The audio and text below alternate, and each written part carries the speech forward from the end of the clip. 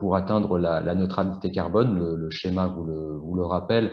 Nous nous sommes fixés des objectifs très ambitieux, mais il reste que nous ne pourrons obtenir le net zéro, qui est le Graal de la réduction de l'impact du changement climatique, qu'en ayant un volet de compensation dans l'objectif final. Il s'agit de développer pour être capable d'atteindre cette neutralité carbone. C'est ce que prévoit le plan climat de la ville, donc la réflexion pour la mise en place d'un dispositif local de compensation carbone, et c'est également ce que la métropole a prévu à l'échelle du territoire métropolitain. Encore une fois, on a entendu et on a été très attentif aux critiques et aux réserves qui pourraient naître sur ce type de projet, avec la crainte toujours présente d'une forme de greenwashing. C'est bien ce qu'il s'agit d'éviter avec la mise en place de ce dispositif local, articulé, comme vous le voyez, sur nos plans climat et sur leur ambition de neutralité carbone. L'historique très rapidement du projet, donc il a démarré en 2019 avec une série d'études de préfiguration, avec le soutien financier important d'ailleurs de la métropole notamment, qui ont permis dès 2020 les premiers arbitrages en faveur donc d'une préfiguration formelle d'une coopérative carbone territoriale, donc sur un modèle original qui nous semble le plus adapté à la fois à nos objectifs, à nos ambitions et puis à notre volonté d'exemplarité. L'année 2021 a été celle de la constitution des équipes projets au niveau de la ville et de la métropole du Grand Paris, avec une série de délibérations et d'échanges dans nos assemblées. En juillet, une communication sur le projet au Conseil de Paris. En octobre, une délibération à l'occasion du Conseil métropolitain. Et puis, en décembre, Paul Simondon le rappelait à l'instant, le vote dans nos assemblées également du lancement de l'appel à manifestation d'intérêt. Et c'est ce pourquoi nous sommes réunis aujourd'hui, pour lancer cet AMI concrètement. Donc, c'est vraiment le lancement de la fusée que vous voyez à la fin de cette slide. On est en 2022 et il s'agit de réussir ce lancement de la coopérative en commençant par l'appel à manifestation d'intérêt qui est donc ouvert aujourd'hui.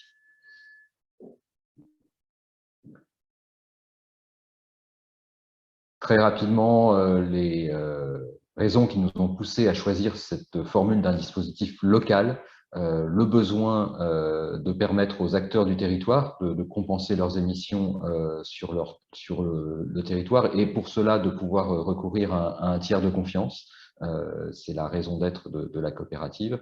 Le souhait commun de nos élus de valoriser les porteurs de projets à ce niveau local et évidemment, on le disait, d'éviter au maximum les risques de greenwashing et de projets sur lesquels nous n'aurions pas suffisamment d'informations.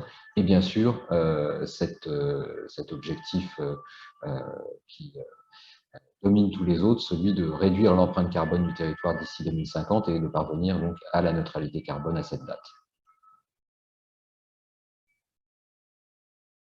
Les outils de financement, vous les avez sous les yeux, je ne les détaille pas de façon trop précise, mais je vais peut-être sur ce point laisser la place à nos experts de l'équipe projet pour qu'ils nous rappellent qu'est-ce qui a conduit la réflexion de la ville et le choix, les choix qui ont été faits sur ces différents outils. Je laisse la parole à l'équipe projet pour la présentation de ces différents aspects et de la suite de la présentation. Oui, merci beaucoup François. Donc pour revenir sur les objectifs en fait de la coopérative carbone, l'idée c'est vraiment de flécher un maximum de financement sur les projets bas carbone ou sur les projets de façon générale de transition écologique sur le territoire, en étant un intermédiaire en fait entre d'un côté des financeurs et de l'autre côté des porteurs de projets qui ont vraiment besoin de financement supplémentaire, d'incitation. Je pense qu'on peut encore revenir sur la slide d'avant. Pour changer leurs pratiques et puis réduire ou séquestrer un maximum de gaz à effet de serre. et du coup atteindre notre objectif de neutralité carbone d'ici à 2050.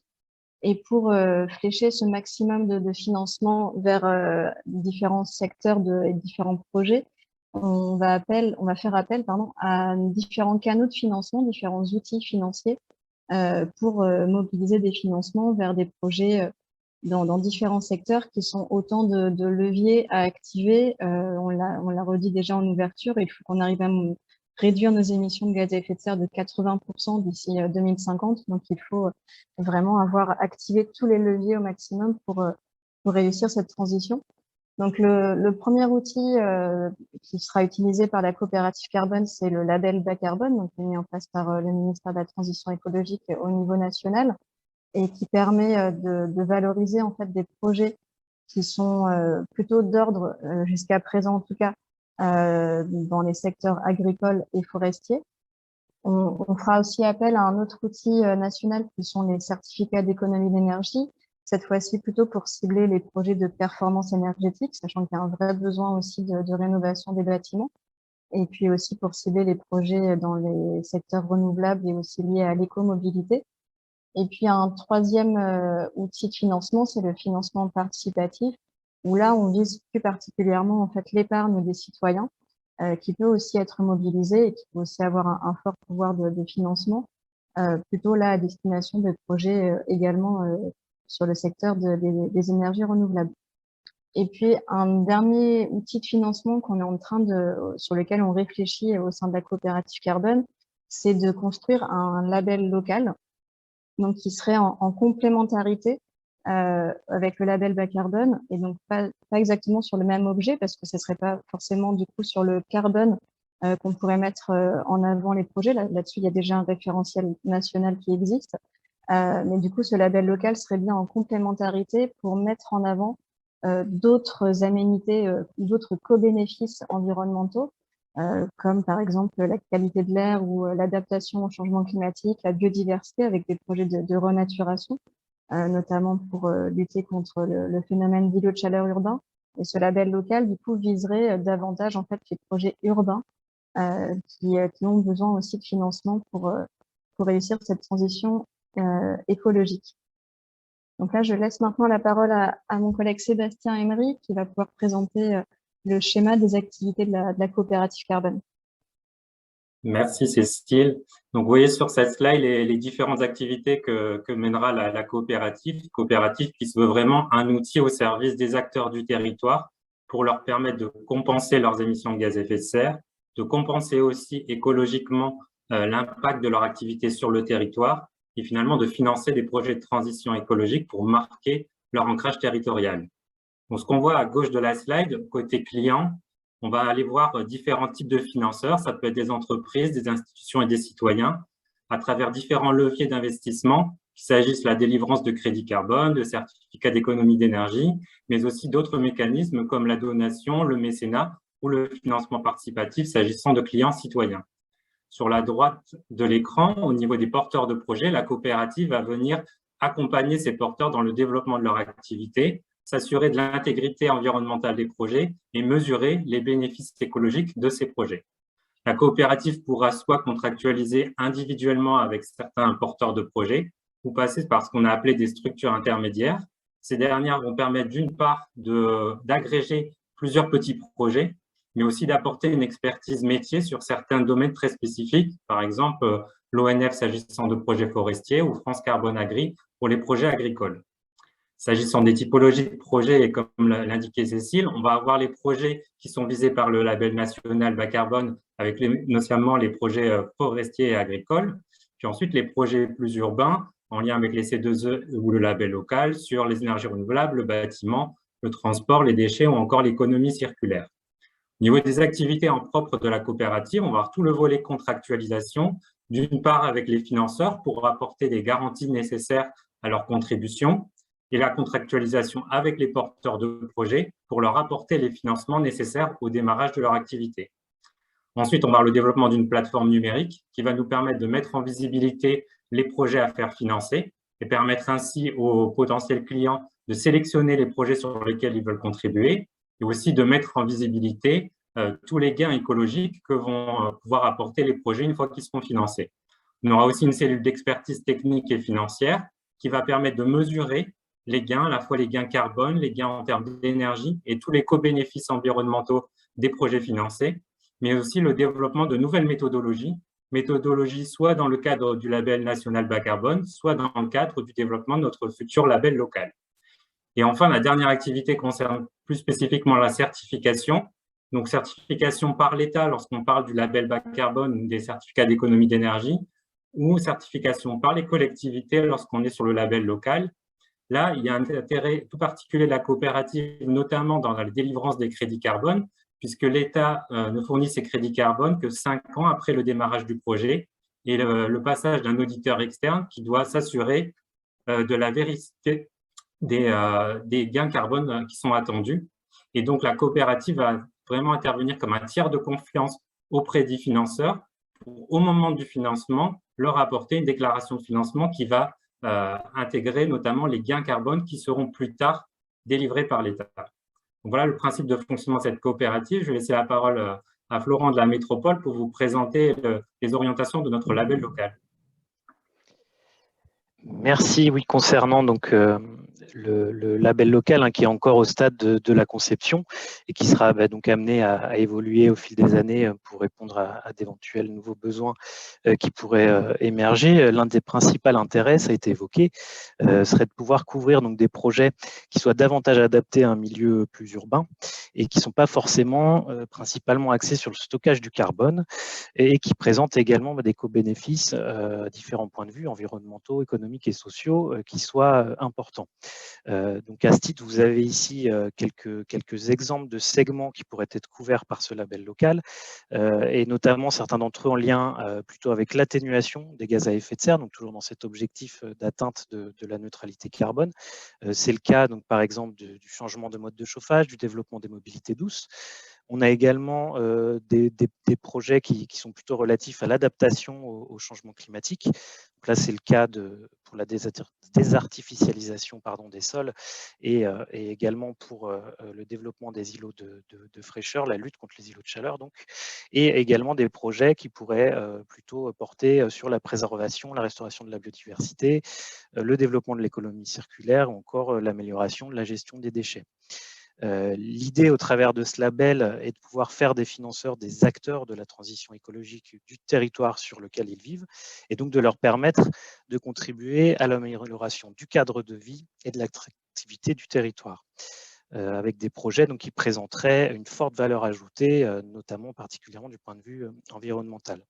Et l'un des intérêts peut-être qu'on peut faire ressortir pour les investisseurs de la SIC serait de pouvoir travailler justement sur le développement et l'évolution de ce label, de participer à la détermination des co-bénéfices à mesurer et à mettre en avant, et de proposer éventuellement des typologies de projets supplémentaires par la suite. Voilà pour le label local. Je laisse donc la parole maintenant à Elsa, qui va développer les éléments concernant le modèle économique. Oui, merci. Bonjour à toutes et à tous. Donc, dans cette deuxième partie, l'idée est de vous présenter l'état d'avancement de nos réflexions sur le modèle économique, en vous mentionnant les études qui ont été conduites et en vous présentant les principaux paramètres et enjeux du modèle. Donc, comme on le signalait, des premières réflexions ont été engagées dès 2019 par la ville et la métropole qui ont lancé une étude d'opportunité afin d'évaluer, de quantifier l'offre et la demande locale de compensation carbone. Au cours de l'année 2021, il a été décidé de poursuivre ces réflexions en s'appuyant sur La Rochelle, collectivité qui a déjà développé sa propre coopérative carbone, pour produire une modélisation économique plus poussée sur un horizon de 10 ans.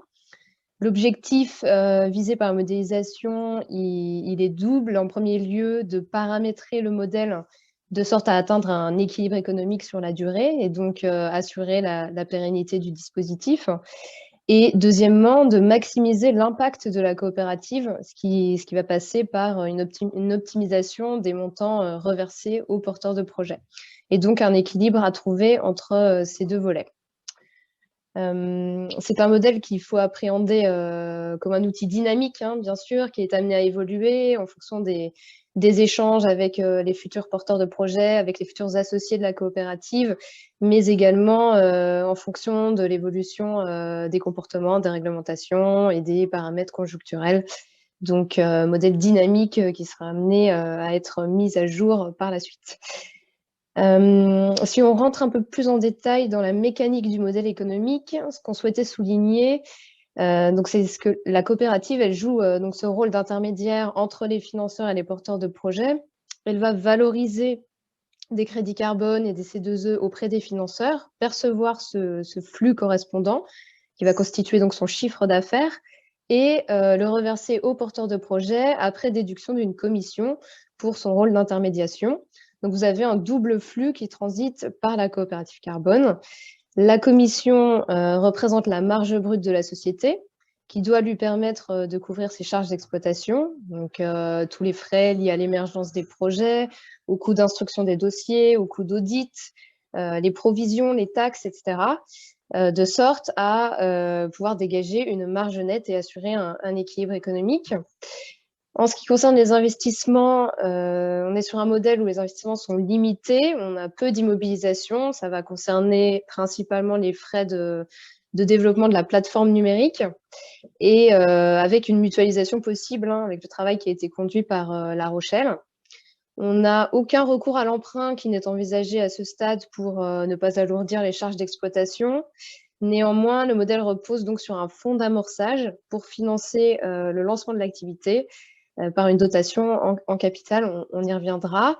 Et enfin, il y a des enjeux de trésorerie qui sont importants puisque la coopérative va accumuler un montant de trésorerie sur les premières années qu'elle utilisera ensuite pour compenser les décaissements liés au reversement aux porteurs de projets. Et donc, il faut bien anticiper ces décalages de trésorerie. Ça nécessite de mettre en réserve les flux générés sur les premières années. L'enjeu, donc, c'est de bien calibrer l'activité et les dotations en effectif afin de préserver cet équilibre économique tout en maximisant donc l'impact de la coopérative carbone. Ensuite, on a souhaité vous présenter, sans rentrer trop dans le détail, mais un focus sur le chiffre d'affaires, enfin, sur les recettes prévisionnelles, sachant que le chiffre d'affaires, donc, dans le modèle, il a été construit en s'appuyant sur différents segments d'activité, à partir d'une estimation du gisement de projets théoriques que nous a proposé La Rochelle, également d'hypothèses en matière de prix de vente du crédit carbone, de coûts d'abattement. Donc, pas mal d'hypothèses finalement assez structurantes dans le modèle et une approche prudente que nous avons souhaité retenir en ce qui concerne le périmètre d'activité et le volume d'activité, en s'appuyant donc sur les premières années sur des méthodologies déjà éprouvées et en introduisant dans un second temps une diversification de projets avec le développement du label local ou de projets liés par exemple à la rénovation énergétique qui interviennent donc dans un deuxième temps.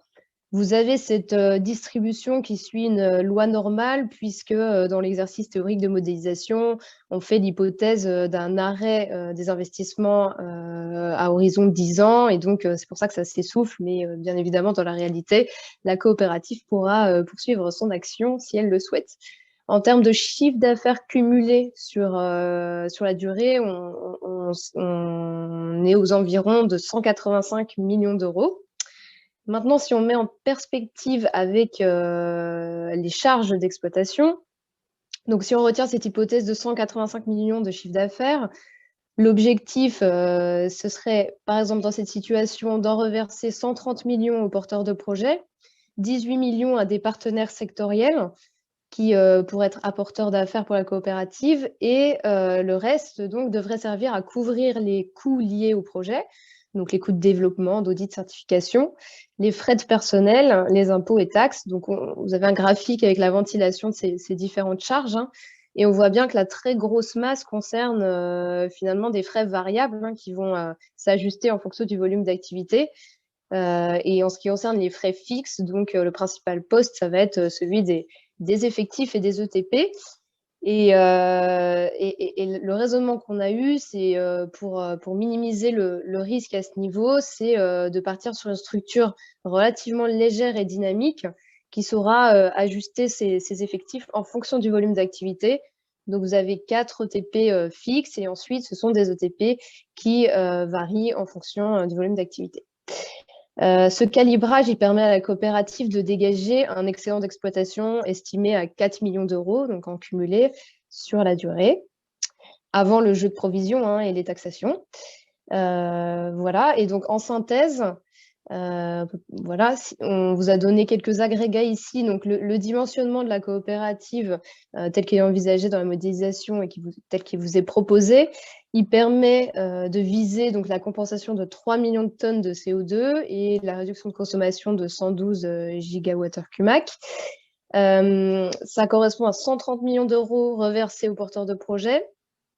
Et ça permet d'atteindre un résultat net et une marge nette positive, donc sans nécessité de recourir à des capitaux extérieurs au-delà de la phase d'amorçage, et avec une trésorerie de sortie qui est positive, donc au bout des 10 ans, et ce qui permet d'envisager une rotation des capitaux investis. Dernier commentaire sur le dimensionnement du fonds d'amorçage, et j'en termine. Donc, l'hypothèse prise, c'est celle d'un dimensionnement qui permet de couvrir les coûts liés à la mise en place de la plateforme, donc en mutualisation avec La Rochelle, et les coûts de personnel liés au lancement de l'activité. Donc, on a fait l'hypothèse que ce fonds pourrait permettre de couvrir ces coûts pendant une durée de 2 ans, ce qui est quand même assez conservateur. Et on estime donc le montant nécessaire à environ 2 millions d'euros. Sachant, comme le signalait M. Simondon, qu'il y a un point de réglementation qui concerne les SCIC et qui impose aux collectivités de ne pas détenir plus de 50% du capital. Autrement dit, il convient de trouver des capitaux privés d'environ 1 million d'euros pour compléter ce tour de table. Voilà, je vais passer la parole ensuite à Loredana sur les sujets de gouvernance. Merci Elsa, bonjour à tous. Je vais vous parler de la gouvernance de cette coopérative carbone.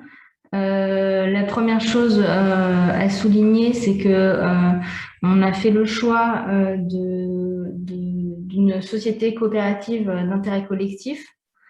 Cette société, comme son nom l'indique, est une structure de droit privé et elle a un aspect collaboratif, collectif.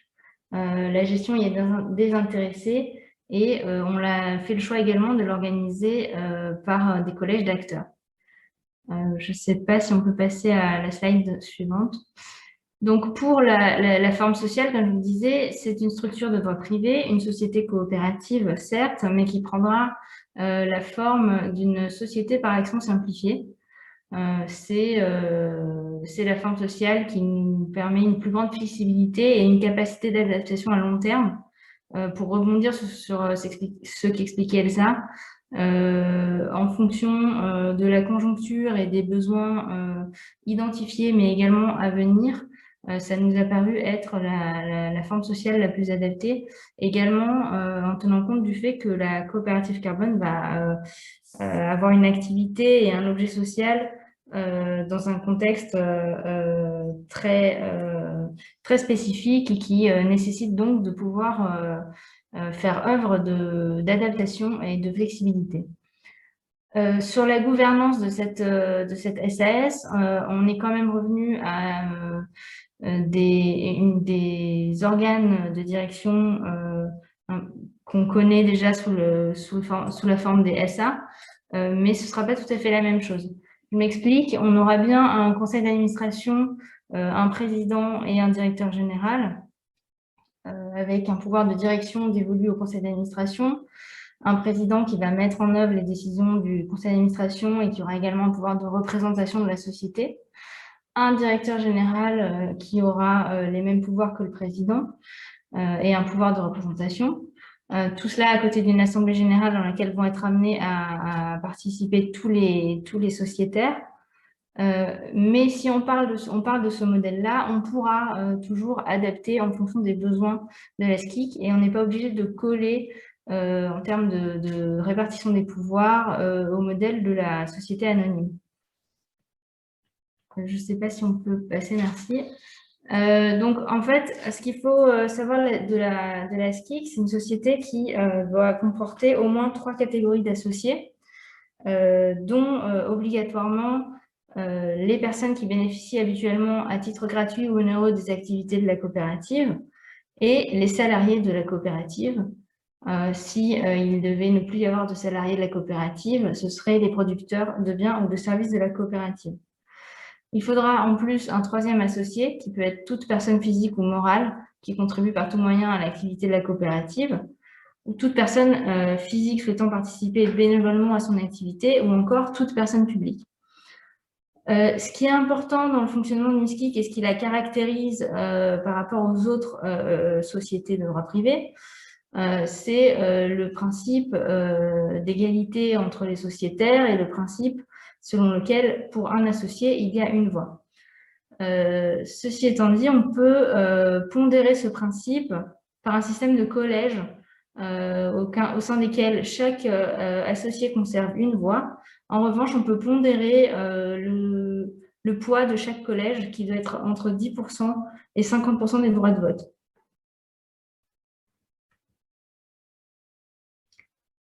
Et je crois que je laisse la parole à Cécile pour présenter les collèges. Oui, merci.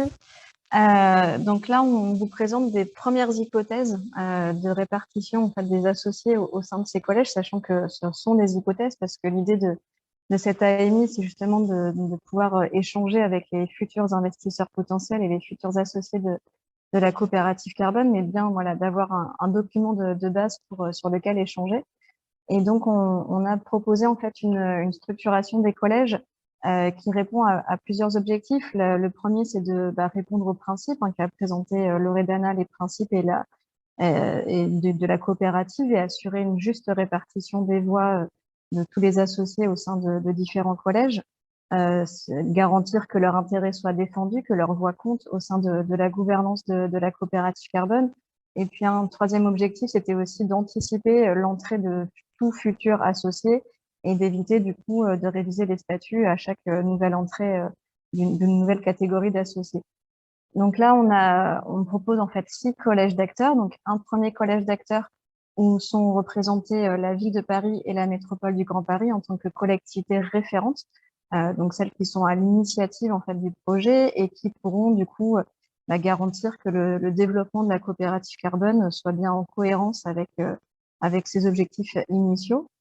Le deuxième collège qui est celui qu'on souhaite identifier aujourd'hui avec cet appel à manifestation d'intérêt, donc celui des investisseurs qui peuvent être des partenaires bancaires, des entreprises, avec un ticket d'entrée minimum qui, comme le disait Elsa, qui auront eux à cœur en fait de maximiser l'impact de la coopérative, et c'est pour ça qu'on a besoin d'un fonds d'amorçage conséquent dès le départ de la coopérative carbone pour assurer qu'il y aura une vraie activité économique du territoire grâce à cette coopérative carbone. Un troisième collège d'acteurs, lui, concerne les porteurs de projets et les partenaires associés et également les salariés aussi feront partie de ce collège. Et eux auront plutôt en fait à cœur le développement en tant que tel ou l'activité en tant que telle de la coopérative carbone. Donc ce sera les structures intermédiaires qui pourront nous aider à identifier, à sourcer des projets sur leur territoire ou sur leur secteur, les porteurs de projets en tant que tels. Et voilà, et qui pourront, ce collège en fait pourra du coup contribuer au développement de la coopérative carbone. Le quatrième collège est celui des collectivités associées, donc toutes les autres collectivités qui seront aussi concernées par le périmètre d'activité de la coopérative carbone, sachant que on ne s'arrêtera pas au territoire de la métropole pour les projets, parce que la neutralité carbone du territoire, l'assiette par exemple des Parisiens ne dépend pas que de l'agriculture urbaine, mais voilà, on peut aller au-delà de notre frontière administrative. Et donc, du coup, ces collectivités pourront aussi nous aider à identifier des projets, à sourcer des projets et les valoriser au sein de la coopérative carbone. L'avant-dernier collège, c'est celui des associations, des chercheurs et des bénévoles, qui est un collège aussi très important pour nous et pour répondre aussi à la rigueur et à l'ambition environnementale et sociale de la coopérative, qui est aussi défendue par nos élus. Et du coup, ce collège voilà, pourra aussi un peu nous challenger sur l'intégrité environnementale de notre label local ou sur les projets qu'on pourra mettre en avant. Et puis enfin, le dernier collège, c'est celui des usagers, qui répond d'ailleurs aussi à un critère de la loi d'une constitution d'une SPIC. Donc tous les clients, publics ou privés, qui eux aussi auront un droit de regard sur les projets et sur le développement de la coopérative carbone. En termes de répartition des votes des collèges au sein des différentes assemblées, donc pareil, hein, c'est toujours une base de propositions et de négociations. J'espère qu'on va rentrer maintenant dans une phase d'échange avec les futurs associés de la coopérative carbone. Ce qu'on propose, c'est d'avoir une représentation des collectivités référentes à hauteur de 30%. Au sein des assemblées. Pour les investisseurs, ça serait de l'ordre de 20 à 25%. Et pour les porteurs de projets, les partenaires associés, 10 à 15%, comme c'est le cas aussi pour les collectivités associées, 10 à 15% également. Et puis les derniers collèges, donc celui des usagers et celui des associations, chercheurs et bénévoles, seraient représentés à hauteur de 10%. Et pour conclure cette partie et montrer que voilà, on a essayé de voir l'intérêt pour toutes les parties prenantes de s'associer en fait et d'être vraiment partenaire de la coopérative carbone. L'intérêt premier en fait d'être associé à la SPIC, c'est de participer à sa gouvernance, donc vraiment de faire partie, de donner sa voix au vote et autres instances de décision de la coopérative carbone. Comme l'a dit Florent aussi, c'est d'influer sur les projets qu'on pourra valoriser par la coopérative carbone.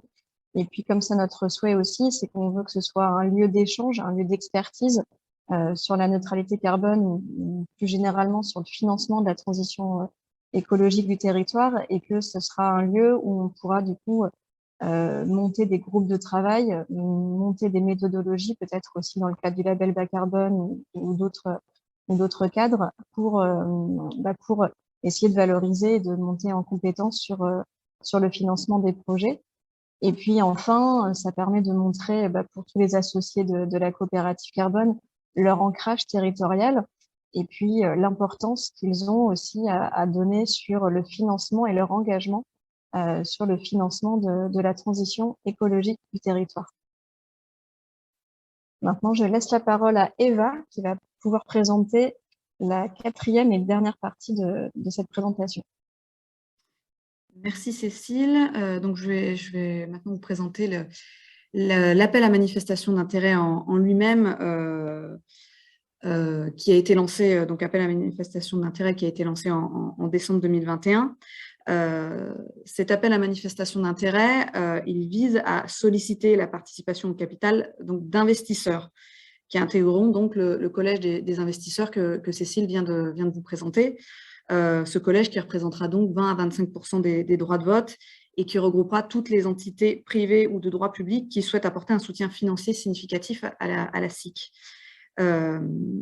Cette contribution des investisseurs, elle sera déployée en tant que fonds d'amorçage pour financer les coûts liés au démarrage de l'activité.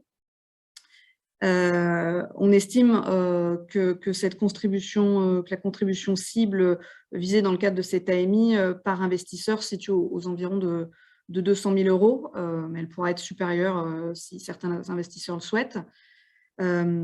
Cet appel à des associés investisseurs, elle est ouverte à tout type d'acteurs en accord avec le projet de coopérative carbone et qui remplissent la liste de critères que je vous présenterai ultérieurement. Afin de garantir l'adéquation des valeurs des associés avec celles de la coopérative carbone. Au-delà de la liste des critères que je vous présenterai, l'idée à retenir, c'est bien que dans le cadre de ce projet, on recherche des partenaires moteurs et impliqués dans la construction de la coopérative. Comme l'a précisé Cécile précédemment, on souhaite qu'ils s'investissent pleinement dans la gouvernance de la SIC, qui contribuent à la création des labels locaux et puis ils auront également en charge de participer à la sélection des projets qui seront valorisés dans le cadre de la coopérative. Donc cet AMI, je le rappelle bien pour que ça soit bien clair, ça ne concerne que le collège des investisseurs.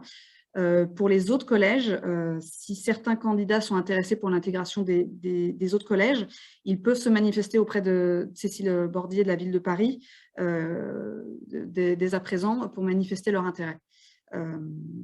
Concernant cette fois le collège des collectivités référentes et donc l'adhésion de la ville de Paris et de la métropole du Grand Paris, leurs adhésions seront approuvées ultérieurement par délibération du Conseil de Paris et du Conseil métropolitain. Les adhésions de l'ensemble des associés de la coopérative carbone seront actées lors de sa création. Le lancement de la coopérative carbone est quant à lui envisagé à la fin du premier semestre 2022. Concernant les destinataires de l'AMI, les conditions de réponse à l'AMI ont pour objectif de s'assurer du respect de l'objet social de la coopérative carbone. Donc, peuvent répondre à cette AMI tout acteur en accord avec le projet de coopérative carbone et répondant aux caractéristiques suivantes, et notamment à savoir d'être constitué en personne morale, d'être domicilié en France et de présenter un lien avec le territoire parisien et ou métropolitain, et également de disposer d'une stratégie de décarbonation et d'une démarche RSE. Concernant les critères d'exclusion, seront exclus des candidats potentiels, les candidats dont le secteur d'activité fait partie de la liste d'exclusion qui est détaillée ci-dessous devant vous. Cette liste de critères a été établie sur la base d'un choix politique dont l'objectif premier est d'éviter le greenwashing et donc de s'assurer de la cohérence entre les valeurs de la coopérative carbone et de l'investisseur potentiel. Ça concerne en particulier les activités de nature à produire ou à investir dans de nouvelles installations de combustibles fossiles et fissiles, ainsi que des hydrocarbures, et également les activités qui participent à la déforestation des forêts primaires.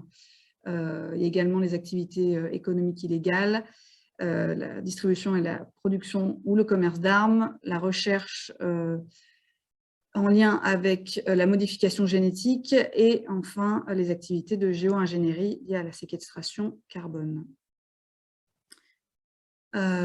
Concernant les modalités de sélection, la ville de Paris et la métropole du Grand Paris constitueront un comité de sélection qui sera composé d'élus référents de la métropole et de la ville de Paris, et également d'experts techniques qui auront pour tâche d'analyser les offres reçues. Parmi les experts techniques, on peut d'ores et déjà citer I4CE, qui a été identifié pour participer à ce groupe technique. Les autres experts sont actuellement en cours de recrutement. Les dossiers remis par les candidats seront examinés à l'issue d'une procédure d'évaluation et de sélection répondant aux critères pondérés suivants, à savoir le niveau de participation de la structure candidate à l'atteinte de la neutralité carbone, la qualité de l'offre financière, l'expertise technique et la contribution au développement de la coopérative carbone, et enfin l'expertise financière et la contribution au développement des projets valorisés par la coopérative carbone. Au-delà de ces critères pondérés que je viens de vous énoncer, la volonté, comme je l'ai déjà dit, c'est de pouvoir identifier des investisseurs qui apporteront une réelle contribution au développement de la coopérative carbone et qui partagent la vision et l'ambition portée par la coopérative. Concernant les modalités de réponse, les candidats devront notamment transmettre dans le cadre de leur dossier de réponse une lettre d'intérêt de 15 pages maximum qui reprendra les éléments cités dans la slide et qui devront donc notamment comprendre une présentation synthétique de la structure, mais également la confirmation de la structure pour son intérêt dans la démarche de coopérative carbone et la nature de sa motivation. Les candidats devront également transmettre en complément de cette lettre les documents suivants, donc, à savoir les documents qui permettent de juger de la capacité économique et financière de la structure, tout rapport venant démontrer la démarche de décarbonation présentée dans la lettre d'intérêt, et également un accord de confidentialité qui a été joint au règlement de la consultation.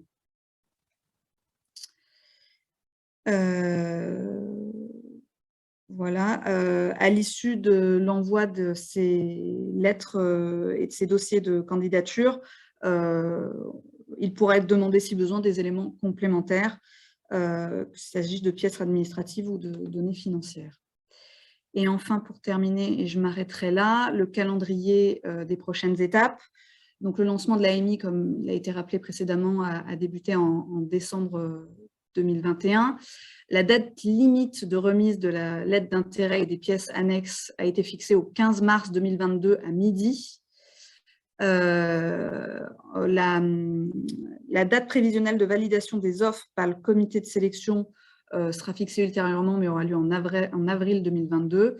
Et enfin, la date prévisionnelle de création de la SIC se situera en juillet 2022. Voilà pour le calendrier. Je vais maintenant passer la main à Florence Soupizet de Haute-Paris. Voilà.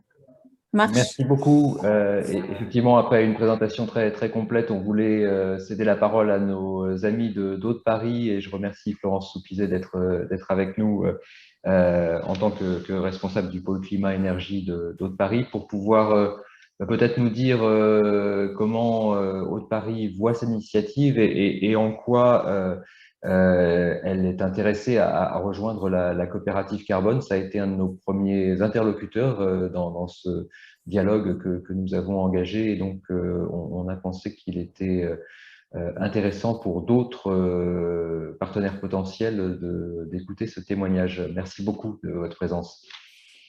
Merci, bonjour à tous. Alors, juste rapidement, Haute-Paris est l'opérateur municipal en charge de la production et la distribution de l'eau à Paris. On vous précise ça parce que j'ai quand même pas mal parlé de protection de la ressource et l'intérêt pour nous sur la coopérative carbone. Donc, dans le cadre de notre stratégie de transition écologique, nous efforçons en fait d'avoir une approche la plus intégrée possible sur des problématiques de protection des ressources en eau que nous exploitons, de préservation de la biodiversité, d'atténuation des émissions de gaz à effet de serre, du service de l'eau parisien et d'adaptation au changement climatique. Nous visons également la contribution à la neutralité carbone du service de l'eau dès 2030. Donc, la coopérative carbone constitue pour nous un outil supplémentaire en fait, au service de tous ces enjeux. En particulier, c'est un levier financier supplémentaire pour la mise en place de systèmes agricoles qui protègent l'eau, en complément d'une démarche de régime d'aide qu'on a mis en place en 2020. Avec tout ce qui peut accompagner l'arboriculture, l'agroforesterie, les plantations de haies, la restauration de prairies, la mise en place de zones humides, donc des dispositifs en fait, qui permettent de préserver l'eau et même de contribuer à l'épuration de l'eau. Donc la participation à la coopérative, c'est une opportunité donc, pour accompagner des projets de protection des ressources en eau sur les aires d'alimentation des captages qui alimentent Paris, et d'orienter une partie des financements de la coopérative vers ces projets qui protègent l'eau et qui contribuent aussi à la séquestration du carbone ou plus globalement à des opérations de compensation carbone. Donc une compensation en fait qui pour nous est locale, territorialisée, et qui apporte aussi garantie et rigueur sur l'intégrité environnementale des projets, comme l'a détaillé Eva précédemment. Donc voilà, tout ça en fait nous permettra, nous, à travers ce levier financier également, d'atteindre nos engagements environnementaux. Et puis une dernière motivation aussi, avec la structure elle-même de la coopérative, c'est que c'est un nouveau lieu d'échange et d'expertise sur les sujets de neutralité carbone, de partage entre pairs, et voilà aussi ce qui nous paraît très intéressant. Donc j'espère que ces quelques éléments vous motiveront à investir et à nous rejoindre dans l'aventure de cette coopérative carbone parisienne. Voilà.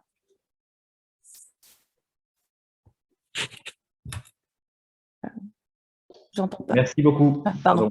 Merci beaucoup Florence Soupizet pour ce témoignage et pour la confiance que Haute-Paris a témoigné dès le début à ce projet. On arrive à la fin de la présentation et des différents points de vue que nous souhaitions partager avec vous avant d'entrer dans phase d'échange et de débat. Je vous rappelle les règles du jeu. Donc, on va essayer d'abord de répondre à toutes vos questions. Bien sûr, on est là pour ça. L'équipe projet a déjà commencé pour certaines à le faire dans le chat que vous pouvez utiliser à cet effet et on regroupera éventuellement des questions pour vous donner des réponses en temps réel. Bien sûr, si sur certains points techniques, ça appelle des échanges plus précis, on pourra les poursuivre au-delà même de cette réunion.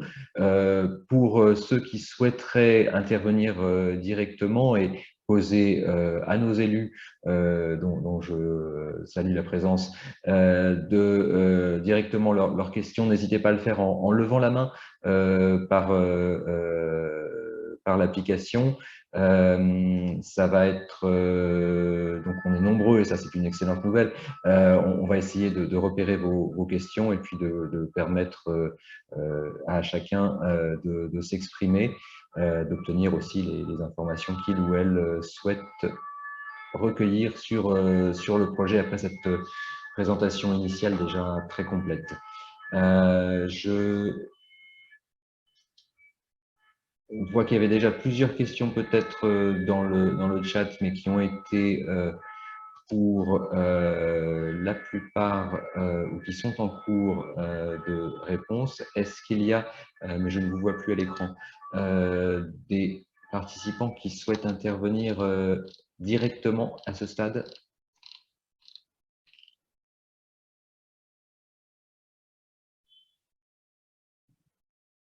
C'est toujours la première question qui est la plus difficile, mais lancez-vous.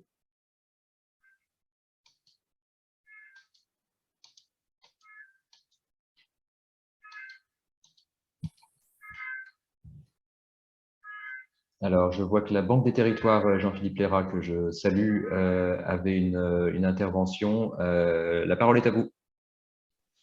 Oui, merci beaucoup pour cette présentation. C'était plutôt une intervention déjà pour vous remercier pour cette présentation qui était très intéressante et donc riche pour nous dans la compréhension de vos attentes. Vous indiquez que côté Banque des Territoires, on était très engagé dans la relance, bien évidemment, suite à la crise que nous traversons. Et cette relance, pour nous, doit être verte. Donc, c'est la raison pour laquelle, dans le plan de relance de la Banque des Territoires, l'accent a été mis sur l'axe de la transition écologique et énergétique, sur plusieurs axes, hein, l'efficacité énergétique des bâtiments, la mobilité, les énergies renouvelables. Et donc, c'est d'ailleurs une des raisons pour laquelle on rejoint les territoires, notamment la ville de Paris dans son plan climat. Et donc voilà, c'était plutôt une réaction, mais vous dire qu'on étudiera bien volontiers ce projet de coopérative carbone. Donc il y a quelques modalités techniques, effectivement, comme on est un investisseur avisé, qu'il faut qu'on voit de façon opérationnelle, mais en tout cas, sur le principe, je vous confirme là bien volontiers notre intérêt pour vous accompagner dans ce beau projet. Merci beaucoup pour cette intervention, pour cette confirmation. On a effectivement engagé un dialogue tout à fait fructueux avec la Banque des Territoires et on espère bien le poursuivre et pouvoir s'appuyer sur votre expertise. Je vois une demande d'intervention, une question de Monsieur Messirel. Si vous pouvez vous présenter en expliquant d'où vous nous parlez à chaque intervention, ça sera précieux pour nous. Merci beaucoup. La parole est à vous. Bonjour. Madame. Alors, je ne suis pas un monsieur, ouais. Je ne voyais pas. Je voulais juste vous poser une question par rapport au modèle économique que j'ai mis dans le chat, mais autant le faire de vive voix. Du coup, c'est par rapport à la marge nette qui est prévue dans le cadre du modèle, qui certes est quand même assez limitée, mais je me demandais un peu comment vous envisagiez finalement d'arriver à dégager une marge, sachant que la commission n'est pas très élevée et qu'elle va certainement couvrir tous les frais de fonctionnement d'instruction des projets auprès du ministère, de contractualisation, enfin voilà, toutes les démarches administratives et voir aussi l'accompagnement humain qui va être propre aux missions de la coopérative. Et du coup, je me posais la question dans le modèle économique, finalement, qu'est-ce qui va permettre de dégager un gain? Est-ce que ça représentera ce gain un retour sur investissement pour des potentiels financeurs de la coopérative? Donc voilà, je voulais en savoir un petit peu plus là-dessus. Merci beaucoup. Je vais répondre à la question. Enfin, c'est une très bonne question et qui fait le lien avec une autre question, me semble-t-il, dans le chat pour qualifier en fait cet investissement. Est-ce que c'est un investissement? Est-ce que c'est une donation? L'idée et la façon dont on l'a conçu, c'est bien qu'il s'agisse d'un investissement avec un horizon de sortie qui est envisageable.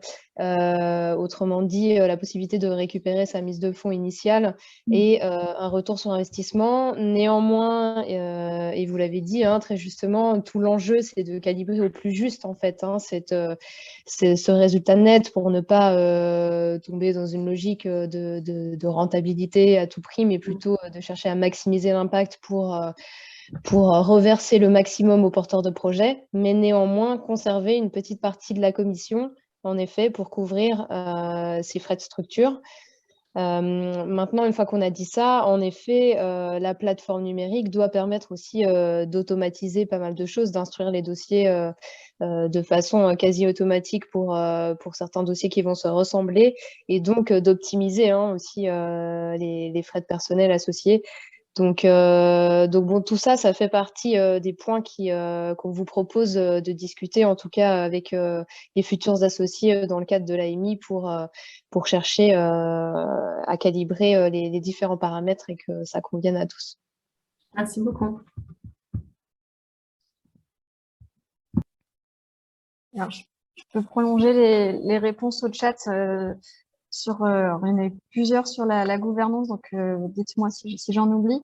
Il y avait une première question sur le fait de faire partie du collège expert sans forcément être investisseur. Donc oui, c'est le cas, sachant que de toute façon, on ne peut pas faire partie de plusieurs collèges en même temps. Mais effectivement, ça ne fait pas partie du coup de la réponse à l'appel à manifestation d'intérêt qui, lui, concerne plus particulièrement les investisseurs. Mais du coup, je vous encourage, si vous voulez faire partie du collège des experts, à me contacter directement pour en discuter ensemble. Il y avait une autre question sur l'accès aux documents dans le cadre de l'AMI. En fait, effectivement, on est en cours de rédaction, pour être tout à fait précise, de projets de statut et du coup qui pourront être diffusés une fois que nous aurons reçu en fait une lettre d'intérêt et un accord de confidentialité de la part des candidats. De même qu'il y a un modèle aussi économique plus précis qui sera envoyé directement à tous ceux qui répondront à l'AMI. Est-ce qu'il y a d'autres documents que j'oublie donc ce sera accessible via une data room qui sera ouverte du coup à ceux qui auront rempli ces conditions. Il y avait une autre question sur participer via 2 collèges. Donc ça, non, effectivement, ce sera pas possible, sachant que en fait, quand on rentre dans une SCIC, on rentre d'abord dans une catégorie d'associés et ensuite dans un collège. Donc, il y aura un choix à faire entre celui des investisseurs ou celui des porteurs de projets. Mais après, il n'y a pas de conditions préalables à l'entrée des porteurs de projets. Je regarde en même temps. Sur le choix d'une SCIC, l'idée, c'était effectivement d'avoir comme ce que disait Loredana, excusez-moi pour la cloche de l'hôtel de ville qui sonne, c'était d'avoir vraiment, et un peu aussi, on a un peu copié le modèle de La Rochelle qui est aussi sous le modèle d'une SCIC. L'intérêt, c'est vraiment d'avoir toutes les parties prenantes et c'est vrai que c'est innovant pour les collectivités comme la ville de Paris et la métropole. Ça n'a pas été un choix forcément évident dès le départ, mais vraiment, on pense que c'est la forme sociale qui permettra de répondre à nos objectifs et de vraiment mobiliser tous les acteurs autour d'un projet qui est aussi fédérateur que la neutralité carbone du territoire. Après, il y avait des questions, donc là, je vais laisser la parole du coup à Sébastien sur les questions sur l'expertise technique de la coopérative carbone. Et puis, une dernière question là sur les contributions des émetteurs CO2 de la coopérative et le prix du marché pour le carbone européen. Non, il n'y a pas de corrélation, mais je laisse Sébastien poursuivre. Merci Cécile. Concernant les attendus sur l'expertise technique et financière, notamment dans le cas du label bas carbone, en fait, ce qu'on voit, c'est que les porteurs de projets globalement, lorsqu'on parle d'exploitants agricoles ou même de copropriété pour la méthodologie sur l'utilisation des matériaux biosourcés, ont besoin d'un accompagnement pour pouvoir mesurer les gains qui sont attendus. Ce n'est pas eux directement qui vont avoir la maîtrise de ces métriques et de pouvoir les accompagner dans le dépôt des projets une fois qu'ils seront ensuite instruits. Donc, du coup, toute cette expertise dans le cadre d'LBC, c'est vraiment de pouvoir mesurer ce qui est attendu. Et dans le cadre du label local, c'est vraiment de répondre au cadre qui va être défini collectivement au sein de la coopérative carbone. Donc, il y a vraiment un sujet sur l'instruction et l'accompagnement. Et concernant le lien avec le potentiel marché européen, en fait, le marché européen, c'est un marché réglementaire. Là, on est sur un marché volontaire. Donc, on regarde par contre bien la dynamique qui s'exerce notamment au niveau du label bas carbone et du prix qui se définit finalement avec le développement des projets. On identifie des prix cibles suivant les typologies lorsqu'on est sur des projets agricoles, sur des projets plus forestiers. Donc, on a un peu des valeurs cibles comme ça par projet, mais on est vraiment sur un marché volontaire de gré à gré et pas sur un marché réglementé.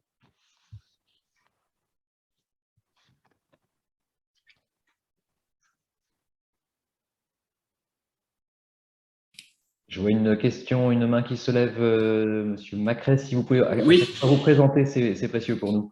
Oui, bonjour. Vous êtes nombreux. J'espère que vous m'entendez. Tout va bien. Oui, donc moi, je travaille pour une coopérative agricole au nord de Paris, dans la région de l'Oise. J'ai posé une question, mais en fait, du coup, il y en a deux qui m'intéressent. Je vais reprendre du coup la question de quelqu'un d'autre aussi. C'est jusqu'où votre, on va dire, la contribution des porteurs de projets. Est-ce que vous avez déjà défini un territoire pour limite, en fait, pour accepter des porteurs de projets ou des agrégateurs de porteurs de projets? Et du coup, la deuxième question, c'est également, est-ce qu'on peut être à la fois agrégateur ou porteur de projet et faire partie des investisseurs ou des... Est-ce qu'il y a une question de gestion de conflit d'intérêts ou pas?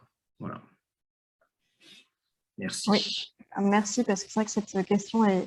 J'avais oublié d'y répondre. Donc, sur le périmètre des activités, en fait, effectivement, donc, comme on est une SCIC, la loi veut qu'on doit présenter un intérêt public local pour toutes nos activités.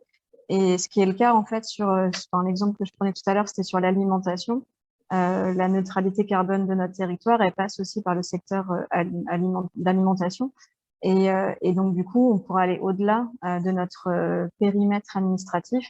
Et nous, on prend comme considération, du coup, la définition en fait, d'une alimentation durable et locale qui s'étend à 250 km autour de la ville de Paris. Donc, du coup, ça dépendra aussi un peu des secteurs et des activités, du coup, enfin, des porteurs de projets. Sur la rénovation thermique des bâtiments, il y a déjà un gisement très important et pas mal de projets déjà financés sur le territoire de Paris et de la métropole. Donc, on ne va pas forcément s'étendre au-delà et ce ne serait pas forcément notre rôle de toute façon. Mais par contre, voilà, pour le secteur agricole, c'est le cas. Et il y a vraiment un intérêt public local en finançant des projets au-delà de notre périmètre pour réduire, nous, l'assiette carbone de nos habitants. Sur l'autre question, sur le fait d'être associé et le conflit d'intérêts, donc au contraire, c'est vraiment aussi le rôle de la SCIC. En fait, c'est d'avoir à la fois même des clients, des usagers qui soient aussi dans la gouvernance de la SCIC. Donc, on peut très bien être associé et s'investir, du coup, être rentré dans le capital de la coopérative carbone en étant dans le collège, du coup, des porteurs de projets. Au contraire, ils sont contents de vous accueillir. Là, la seule différence qu'on a, nous, côté investisseurs, c'est que c'est vrai qu'on l'a dit, on cherche un fonds d'amorçage important pour avoir aussi un impact de notre coopérative dès le départ. Donc, c'est vrai qu'on a mis un montant cible, et ça permettra de répondre à la dernière question d'Antoine Auchard, un montant cible pour atteindre cet objectif d'1 million d'euros à trouver, sachant que nous, collectivités et groupements de collectivités, on ne peut pas être détenteur de plus de 50% du capital. Donc, plus on met, plus on doit trouver en investissement privé. Donc, c'est vrai que notre AMI, il cible plutôt particulièrement des gros montants, enfin des montants autour de 200 000, voire plus, euros, mais c'est pas le cas pour les autres associés des autres catégories. Et l'idée, c'est vraiment d'avoir du coup le plus grand nombre d'investisseurs et d'acteurs autour de la table qui auront un intérêt et une volonté de nous accompagner, d'accompagner la vie de la coopérative carbone.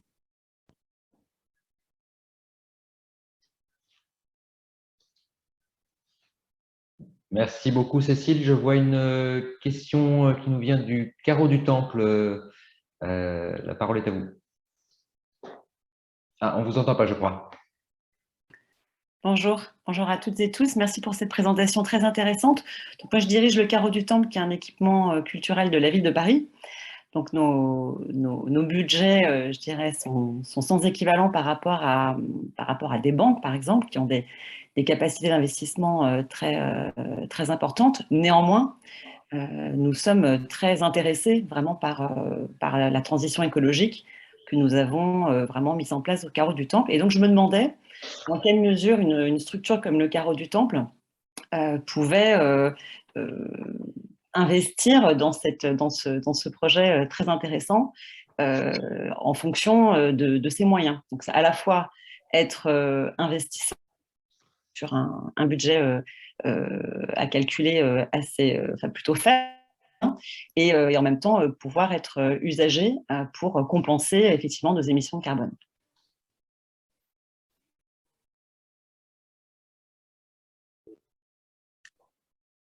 Du coup, en fait, il y a plusieurs entrées en fait possibles dans les différents collèges. Ça peut être justement en tant qu'usager, si vous pensez justement à compenser vos émissions ou à utiliser du coup les services de la coopérative carbone.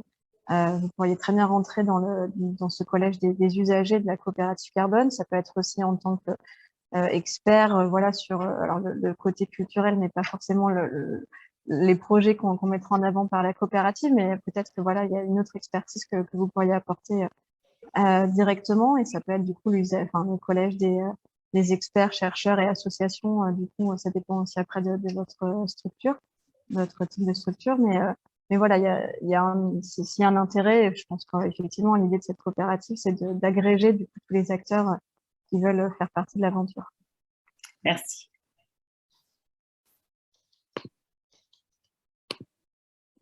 Merci beaucoup. Est-ce qu'il y a d'autres questions? Encore une fois, les investisseurs privés notamment sont les bienvenus à intervenir dans ce cadre. C'est l'occasion de creuser la présentation qui vous a été faite, de vérifier tel ou tel point. N'hésitez pas.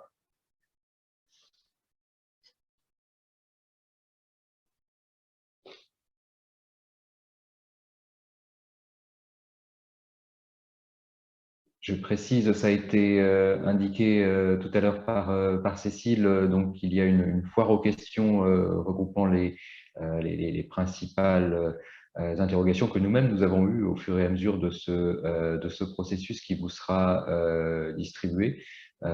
Et donc vous y trouverez peut-être certains éléments complémentaires, mais encore une fois, par rapport à ce que sont les caractéristiques, le périmètre d'intervention, comme on vient de voir, de vos structures respectives, n'hésitez pas, en profitant de la présence des experts de l'équipe projet, de ceux de la ville, de la métropole, qui ont travaillé main dans la main sur cette préfiguration. C'est encore une fois une occasion, il y en aura d'autres certes, mais la première, donc signaler votre intérêt, ou tout simplement de vérifier si, par rapport aux démarches que vous auriez peut-être engagées, il y a des synergies qui sont possibles, et si on peut faire un bout de chemin ensemble.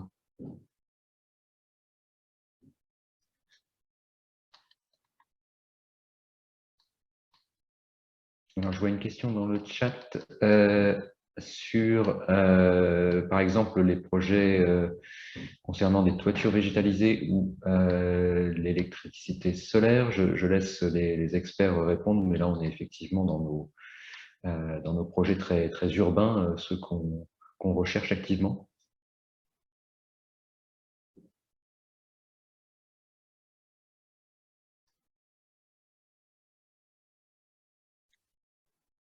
En tout cas, sur ces projets type végétalisation ou installation solaire, on rentre bien dans le scope de ce qu'on vise dans le cadre du développement notamment de notre label local. Aujourd'hui, ce qu'il faut voir, c'est quels mécanismes on peut mettre en place, parce qu'aujourd'hui, sur le sujet notamment de la compensation carbone, avec notamment en cible l'énergie renouvelable, il faut voir l'additionnalité des projets et donc le respect réglementaire pour pouvoir définir une enveloppe sur laquelle on peut avoir des crédits carbone et pas être sous le coup de l'additionnalité.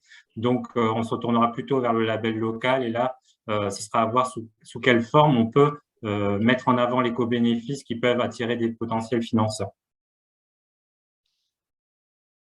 Tout à fait. Je vois également une question d'Antoine Deza sur le fait de savoir si cette démarche s'inscrit dans le cadre de la stratégie de compensation de carbone du comité d'organisation des Jeux Olympiques et Paralympiques de 2024. Oui, tout à fait. C'est une discussion que nous avons en parallèle avec Paris 2024 sur la façon dont la part nationale de compensation qui a été mise de côté par, et je vois que Benjamin est là et hoche la tête, par les organisateurs pourrait, et c'est l'objet des discussions que nous avons, faire partie du périmètre de ce que la coopérative carbone pourra intégrer. C'est cette dimension locale sur laquelle nous insistons depuis le début, cet ancrage territorial qui nous paraît important. Je crois que, Benjamin pourra me corriger, cette volonté d'ancrage local est partagée par Paris 2024 et c'est bien dans le cadre de cette démarche. Il faut encore qu'on trouve, et ça c'est tout à la fois la difficulté mais aussi l'intérêt de nos réflexions, c'est qu'on innove, on recherche le chemin, y compris le chemin juridique pour parvenir à cette formule, mais en tout cas la volonté est partagée de part et d'autre, parce que clairement les Jeux Olympiques et Paralympiques seront de ce point de vue-là aussi un levier fantastique pour accélérer nos projets en matière de compensation carbone. Oui, merci François. Bonjour à tous. Je peux peut-être compléter tes propos et réagir. Merci beaucoup pour cette présentation très claire à plusieurs voix. Bravo pour le 40% sur décarbonation et différentes démarches RSE. Et effectivement, Paris 2024 cherche à réinventer un peu la compensation. C'est cette coopérative et de trouver de la contribution financière massive pour la neutralité carbone à différentes échelles. Donc, côté Paris 2024, on a différents principes méthodologiques forts, dont notre budget carbone de 1,5 million de tonnes de CO2 qu'on pilote entre maintenant jusqu'à l'événement. Donc, au passage, la coopérative permettrait d'accueillir 2 éditions des Jeux avec cet objectif de 3 millions de tonnes sur les 10 ans. Blague à part, effectivement, on a depuis mars 2021 l'engagement du conseil d'administration de Paris 2024 de neutraliser ces 1,5 million de tonnes de CO2 et d'apporter du financement supplémentaire pour de la contribution carbone sur le territoire national, qui passera par le label bas carbone. Et évidemment, il serait intéressant qu'il y en ait une partie qui puisse se faire sur le territoire parisien. Et comme le disait François, ça fait un moment qu'on échange avec toute l'équipe projet, puisqu'il y a des questions juridiques et administratives qui sont pas triviales, qui concernent l'objet même du label bas carbone, qui n'est pas complètement clair en fait, entre est-ce qu'il s'agit d'un bien ou service ou d'un projet, et Paris 2024 étant une association privée soumise aux règles de la commande publique et auditée par la Cour des comptes. Il y a un certain nombre de questions encore à traiter, et voilà, on y travaille avec l'équipe et avec la ville de Paris.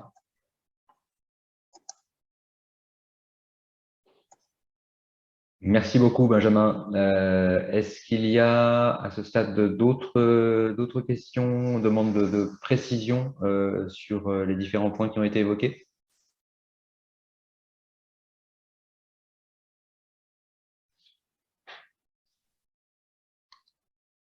Alors, je vois qu'il y a une dernière question qui vient d'apparaître sur l'intérêt de la compensation carbone en tant que telle. Effectivement, là, pour l'instant, le label bas carbone et puis la démarche de la coopérative c'est vraiment de la contribution volontaire. C'est pas soumis au marché réglementaire européen. Donc, effectivement, pour l'instant, les acteurs privés s'engagent dans cette neutralité carbone ou dans la démarche, en tout cas, pardon, de compensation carbone pour des soucis d'engagement écologique, des soucis d'image peut-être aussi. Mais il n'y a pas, ou peut-être que si le ministère a un scoop, il n'y a pas de réglementation à venir.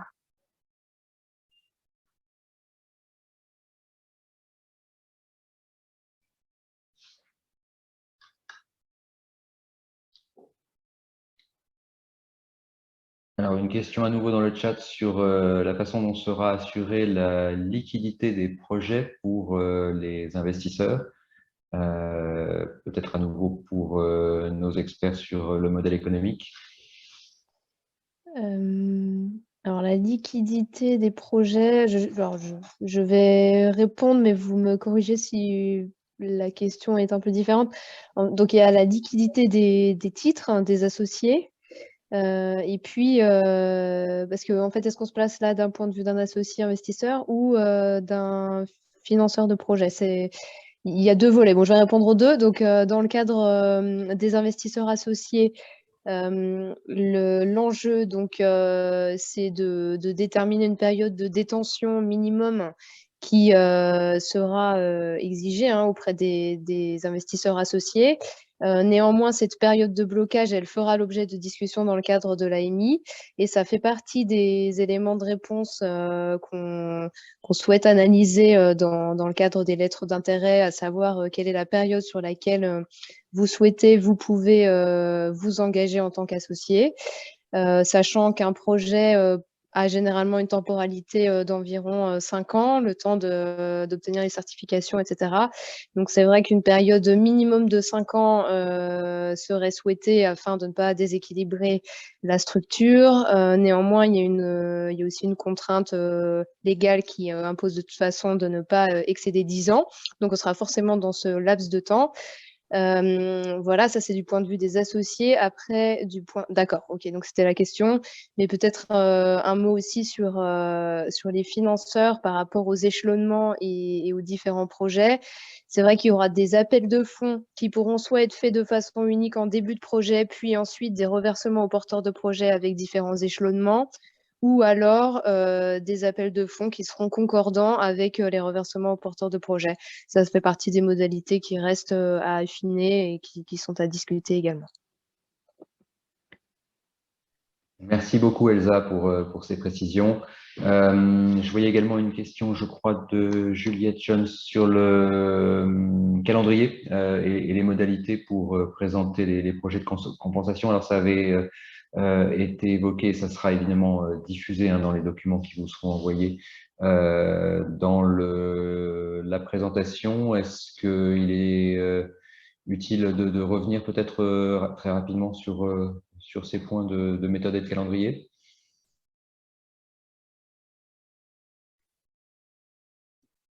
Sur le calendrier, c'est vrai là, on se focalise plutôt sur la constitution des collèges en tant que tel et la rédaction des statuts. Le sourcing des projets, on le fera aussi, mais une fois que la coopérative sera créée, mais aussi en amont pour avoir des projets présentés dès le moment et dès le lancement de la coopérative carbone. Donc, on peut d'ores et déjà penser à présenter des projets de compensation, mais voilà, ce sera au moment où la coopérative carbone sera lancée et créée qu'on pourra vraiment les mettre en avant.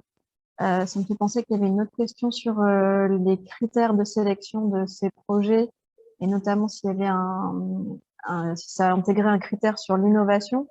Là, pour l'instant, c'est vrai qu'on regarde plus le volume et la qualité environnementale des projets et le volume en tant que contributeur du projet sur notre objectif de neutralité carbone qui sera mis en avant, mais ça peut être aussi des critères qui peuvent être discutés avec les associés de la coopérative carbone pour voir voilà, comment est-ce qu'on est éligible, quels seront les projets éligibles et comment on sélectionne ces projets.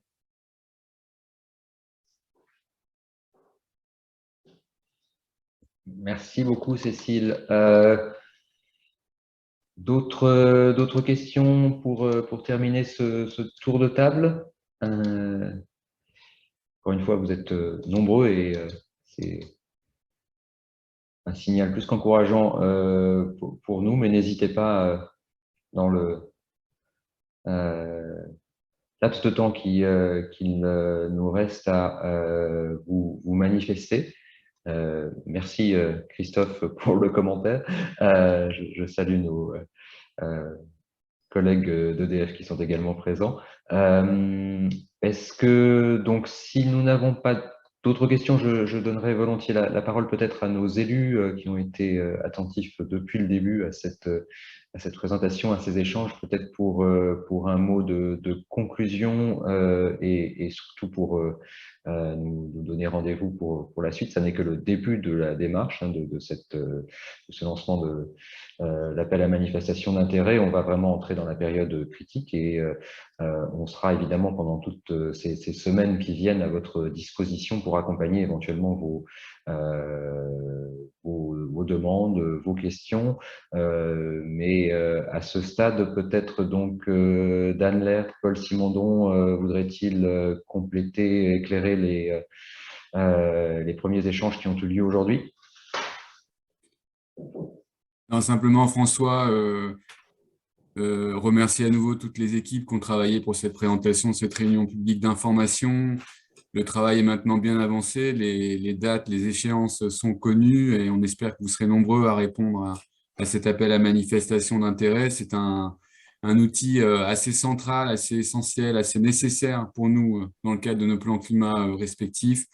Je voudrais saluer évidemment la métropole du Grand Paris avec qui nous avançons depuis maintenant quelques mois à bon rythme et nous serons au rendez-vous dès la fin de ce semestre 2022 avec, je l'espère, d'entrée de beaux projets à financer et avec cet outil que nous sommes en train de préfigurer. Merci à tous et toutes. Rien de plus, merci beaucoup. La diversité des questions et la précision des réponses, je pense, a permis vraiment de faire un point précis et de voir le sérieux du travail sur ce projet. Donc, je souhaite aussi que cette AMI soit un succès et je remercie tous ceux qui y ont contribué. Merci à nos élus, merci à vous tous et à vous toutes. Et effectivement, je me joins à ce coup de chapeau à l'équipe projet, aussi bien du côté de la ville, Cécile, Sébastien, Elsa, Laure et Dana, de la métropole, Eva, Florent, Maria, tous ceux et toutes celles que j'oublie, les équipes de FMDV aussi qui nous ont accompagnés aujourd'hui dans l'organisation de cette réunion, nos différents partenaires pour organiser cet appel à manifestation d'intérêt. Encore une fois, nous sommes à votre écoute pour la suite. On va vous diffuser donc un certain nombre d'informations complémentaires et on sera dans les jours et les semaines qui viennent vraiment très attentifs à ces questions. Je crois qu'on va même terminer en avance, ce qui en soi est un exploit sur ce type de réunion avec autant de participants, mais on s'était donné un créneau de temps suffisamment large. Je vois dans les remerciements toutes les différentes catégories de participants et ça montre assez la variété des acteurs qui pourraient se réunir autour de ce projet. C'est aussi ça notre ambition dans une démarche, encore une fois, qui s'ancre sur le territoire, mais d'y associer tous les acteurs possibles. Donc, on espère bien vous retrouver lors des prochains échanges sur ce sujet. Et donc, je vous dis à très bientôt et à la prochaine fois avec un grand bravo à toutes les équipes engagées. À très vite, au plaisir de vous retrouver les uns et les autres.